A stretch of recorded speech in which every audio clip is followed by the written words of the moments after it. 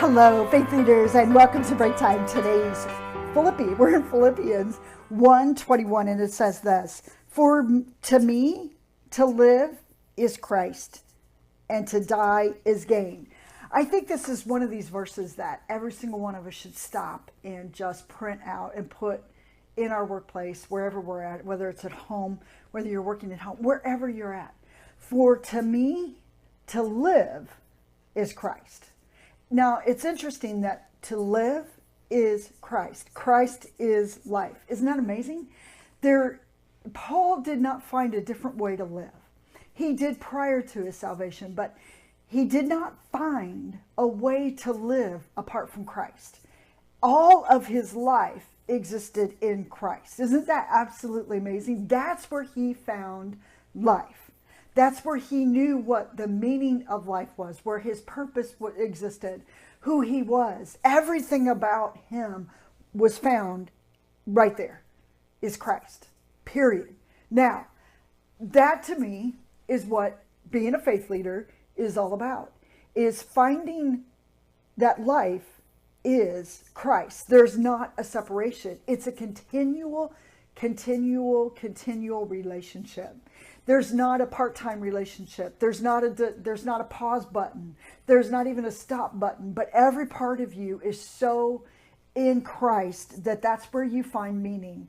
That's where you find your purpose. That's where you find your goals. When you get ready to set your yearly goals, your financial budget, whatever it may be, you realize that your first priority in life, your first existence of why you live, not even a priority, but the first existence of why you live is Christ, period.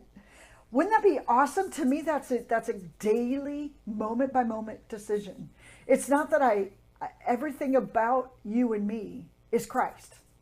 Our goals, like I just said a minute ago, who you are is Christ, is in Christ.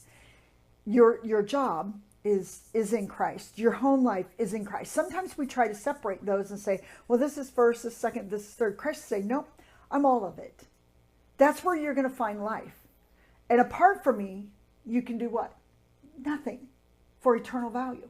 So everything that we do is life is Christ. Have you ever defined your life like that? Well, my life, if I was to define my life, for me to live, to truly live, is Christ.